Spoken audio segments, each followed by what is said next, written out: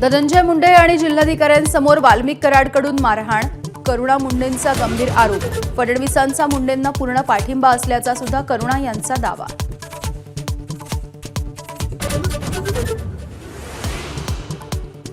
धनंजय मुंडेंनी घरगुती हिंसाचार केल्याचं फॅमिली कोर्टाचं प्राथमिक निरीक्षण. घटस्फोटित पत्नी करुणांना दरमहा 1.25 लाख तर मुलीला लग्नापर्यंत 75,000 रुपये पोटगीचे आदेश.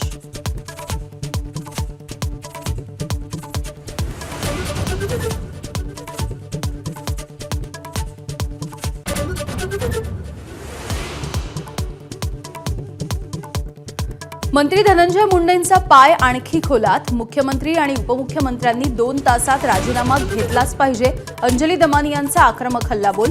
निवडणूक आयोगाला सुद्धा लिहिणार पत्र.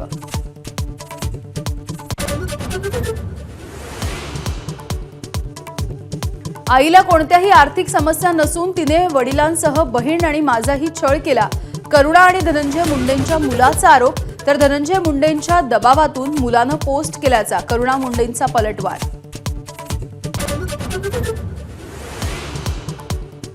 घरगुती हिंसाचारामध्ये अडकलेली व्यक्ती कॅबिनेटमध्ये कशी चालते असा सवाल करत अंजली दमानी यांकडून मुंडेंच्या राजीनाम्याची मागणी. तर दमानी यांना कायद्याचं ज्ञान नाही, सदावर्तेंचा पलटवार.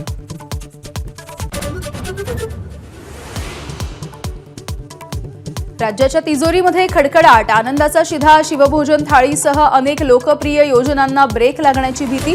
लाडकी बहीणमुळे वाढला बोजा.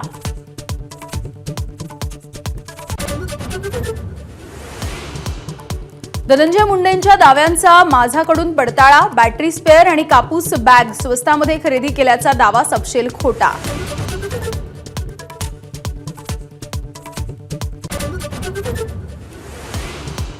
बीडमधील गुन्हेगारीच्या बातम्या पाहण्याला सुद्धा कृष्णा आंधळे समर्थकांचा आक्षेप. व्हिडिओ पाहणाऱ्या धारूरच्या अशोक मोहितेला बेदम मारहाण.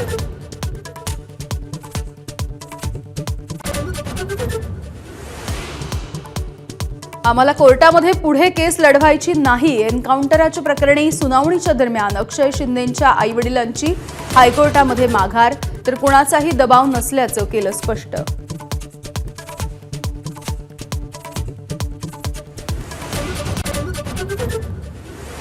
नाशिकमधून 8 बांगलादेशींना अटक. बांधकाम साईटवरती सुपरवायझरच्या रूपामध्ये सापळा रचत बांगलादेशींना बेड्या.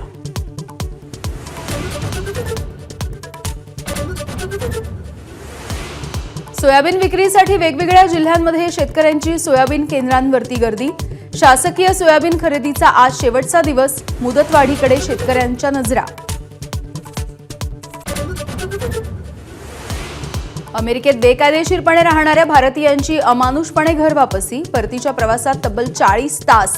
हातापायाला बेड्या. भारतीयांनी सांगितले भीषण अनुभव. लोकसभेत परराष्ट्र मंत्र्यांचं निवेदन.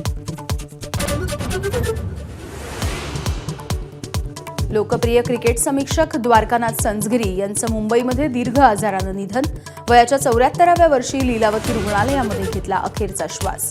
उद्या अंत्यसंस्कार. आणि नागपूर वनडेमध्ये इंग्लंडचं भारतासमोर 249 धावांचं आव्हान. जडेजा आणि हर्षित राणाच्या प्रभावी माऱ्यासमोर इंग्लिश फलंदाजांचं लोटांगण.